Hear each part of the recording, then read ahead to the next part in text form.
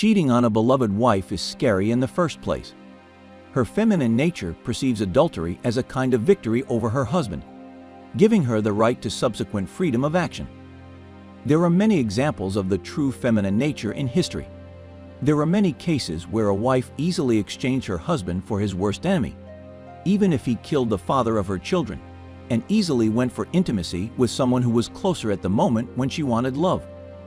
With few exceptions, love, traditional upbringing, religion, close kinship, it is easy for a woman to come into contact with another, especially when away from home and family, at a resort or on a business trip. Freedom and all sorts of ready-made men. The wife even becomes proud of her cheating and rarely stops after the first successful time.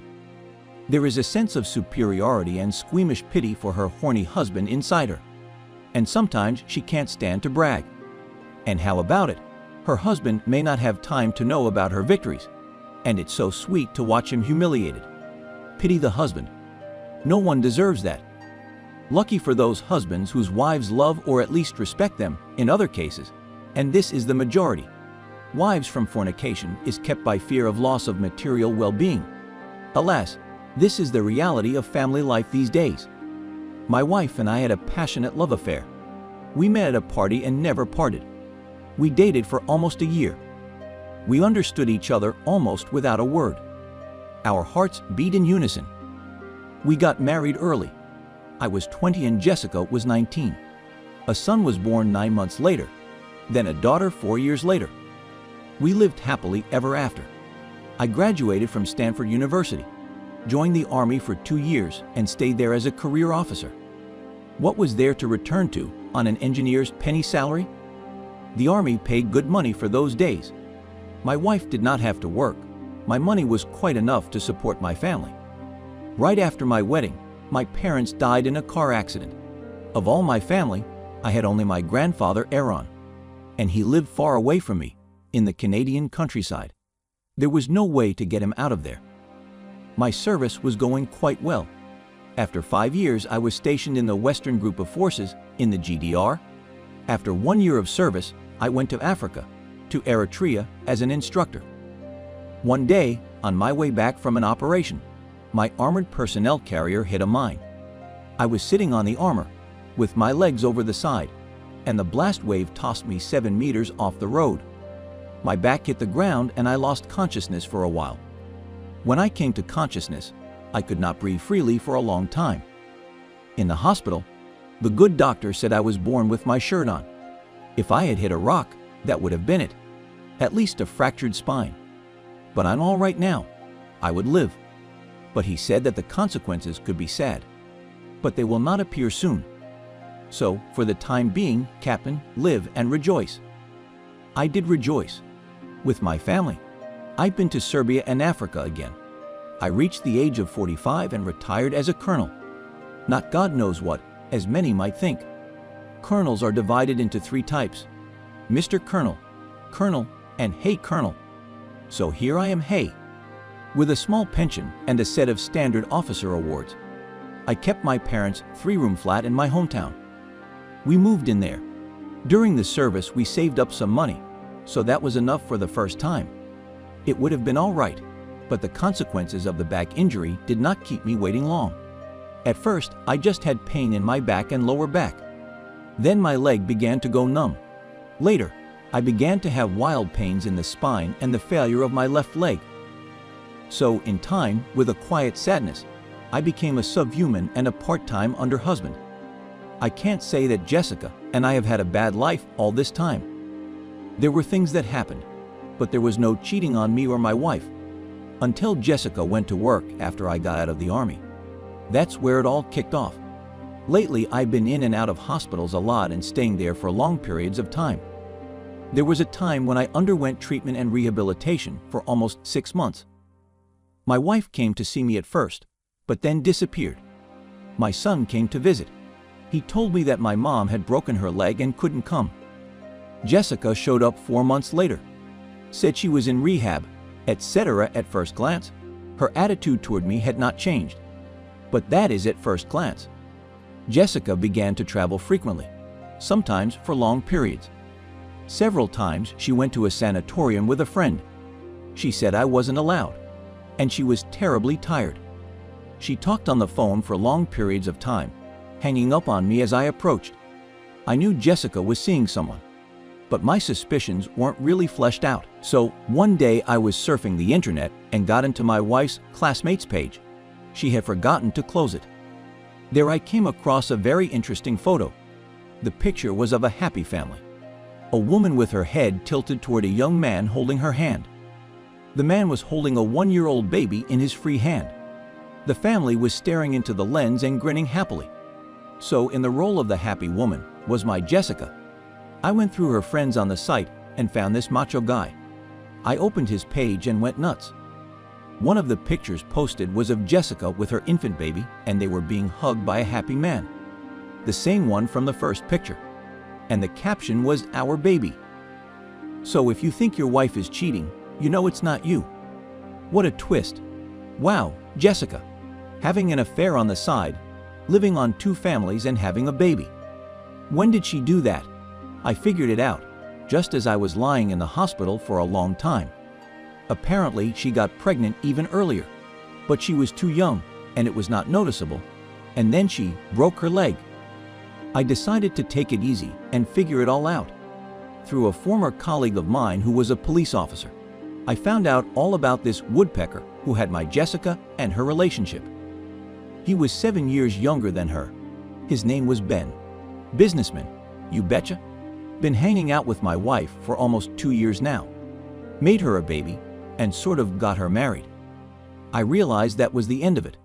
If a woman gives birth to another man, there's no going back. I've never been able to understand the phrase, "You have to fight for love." Love is either there or it isn't.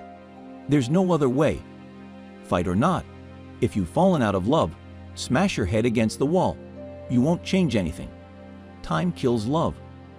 While I was thinking about how I could talk to Jessica about our relationship, it sorted itself out. One night Jessica brought her businessman over to our house. They sat down in the hall and began a heartwarming conversation with me. Or rather, the lover spoke and Jessica just nodded. They talked about how Jessica was still young, that I was a burden to her. She would end up ruining her life with me and so on. I listened patiently. But when he offered to vacate the apartment, my parents' apartment, and move into a nursing home, I politely called him closer to me.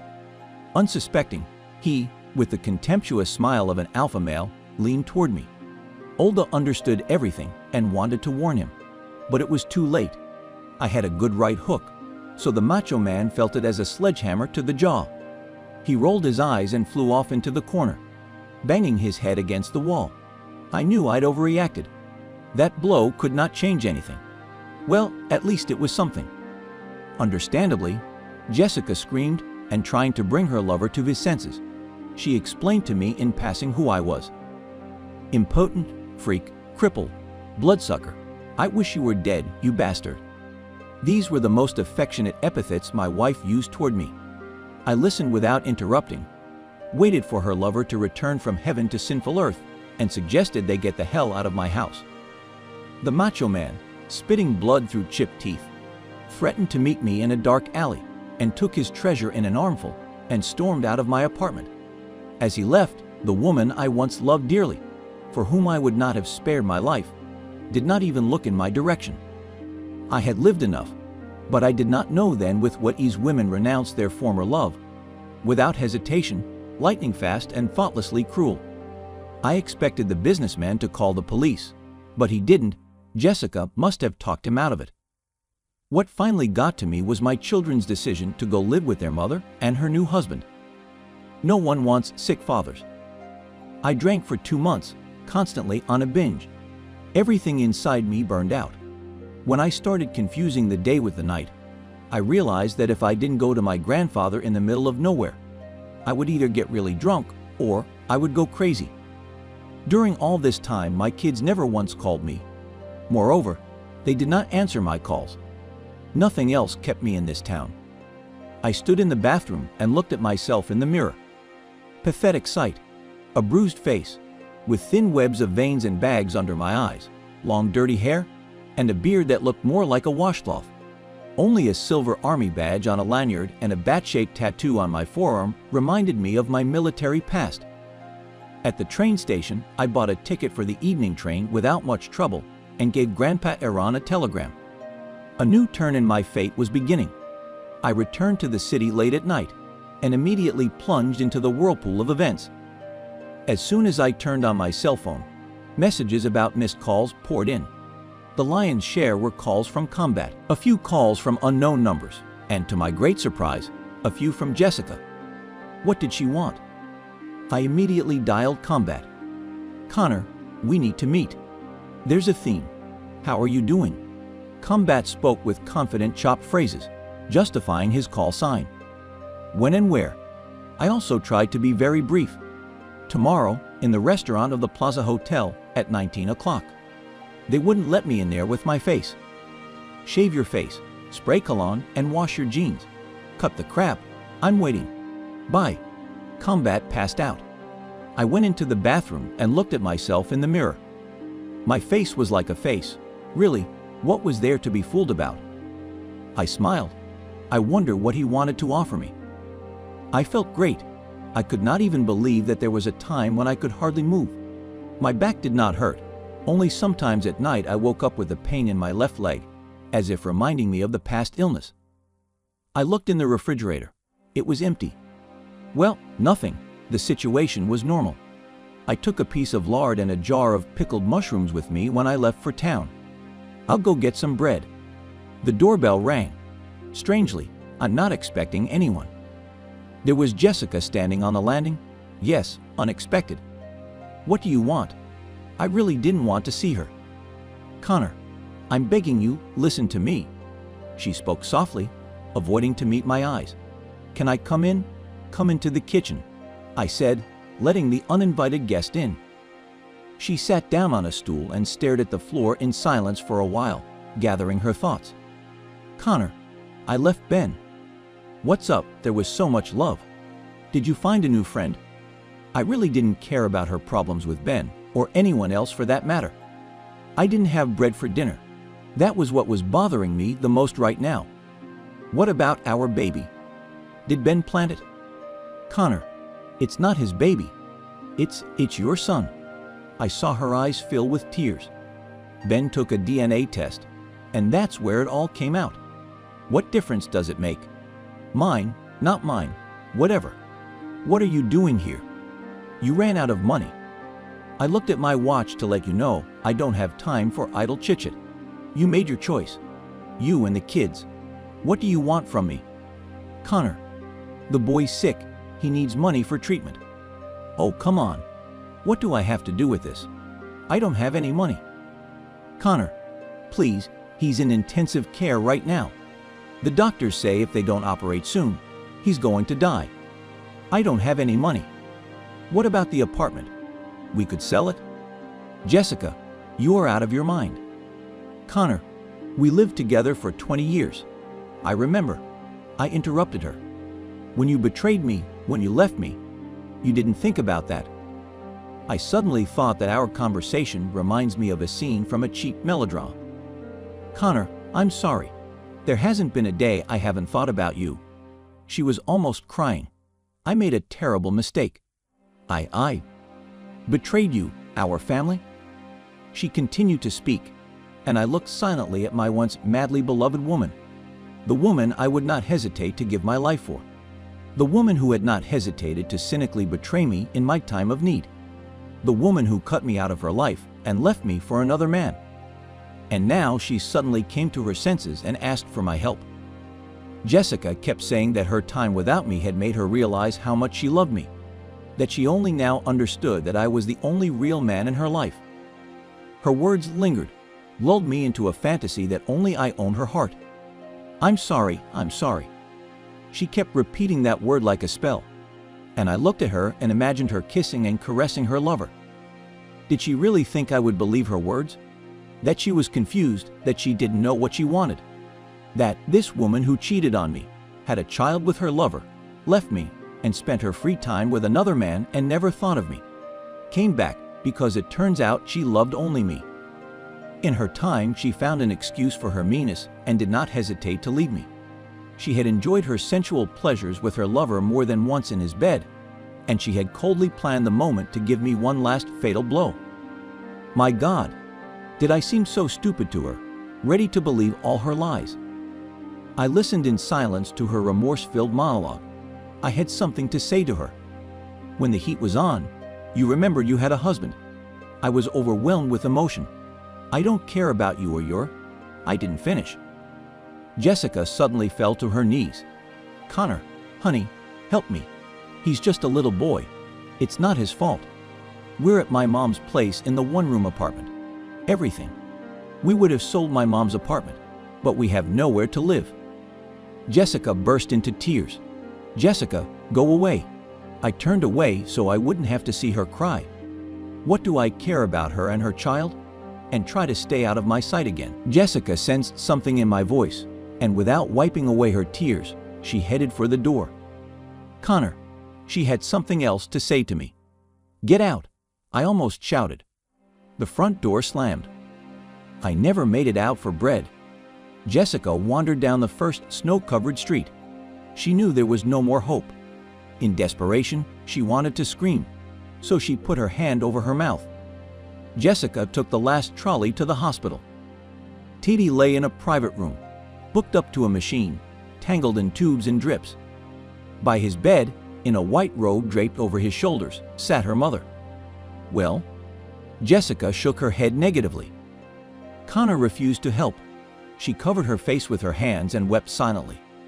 Well, hello, Connor. Hello, Combat. We hugged and kissed, then pulled away and looked at each other. Yes, time is not sparing, even best friends. Combat was almost unchanged, only his hair was white, but it suited him. Strict gray suit with a sparkle, blue shirt, purple tie. A Swiss Hannover Militar and a platinum ring on the ring finger of his right hand completed the ensemble. A respectable businessman sitting on an oil pipe, to say the least. We were having dinner in a chic restaurant on the 8th floor of the Plaza Hotel, where Combat was staying. The restaurant was buzzing with people, fast-walking waitresses, and an orchestra was singing Latin American rhythms. Antique furniture, vintage guitars on the walls, and the lights of a huge night city behind the large. From floor to ceiling, mirrored windows. Juicy chops had already been served, and we poured for the umpteenth time. Let's drink 2 hours, without shouting. Combat raised his shot glass and silently poured the vodka into his mouth. He squeezed his eyes shut for a second and exhaled. Well, what do you say? He went back to our conversation. I chewed a piece of chop and sighed. Do not sigh like a maiden before the wedding. You have a job to do. Combat picked up a sprat with a fork and put it on the bread. The salary is excellent, as they say, all-inclusive. Full social package and all the rest. Well, you got it. You, as if I was recruited to a strip club. I laughed. Combat did not share my fun. We were quiet for a while. Well, what's your decision? Combat looked at his watch. I agree. When do we fly out? I'll call. My interlocutor stood up, making it clear that the audience was over. The doorbell rang. Jessica pushed her head away from the pillow. Sleepless nights were taking their toll, and went to the door. Who is it? The messenger. Jessica, is that you? Jessica opened the door. What courier? She wasn't expecting anyone. The young guy handed her a package. This is for you to sign. Jessica saw her last name on the package. Who is it from? I don't know. My job is to deliver it. Goodbye. The boy turned and ran down the stairs. Jessica went into the kitchen and carefully opened the envelope. She unfolded the folded quadruple documents, the deed to the apartment and the keys. God, she couldn't believe her eyes. Connor had given her his apartment. Jessica crouched in her chair, her legs not holding her. There was still a note in the envelope. With a trembling hand, she unfolded the piece of paper. Tears were covering her eyes, but she managed to read it. I'm not such a bastard anymore. Goodbye. There was no signature. The helicopter circled the bend of the Mwanga, propelling its brown waters. Landing. Combat commanded over the intercom. The helicopter tilted slightly, aiming at the narrow strip of beach bordering the jungle.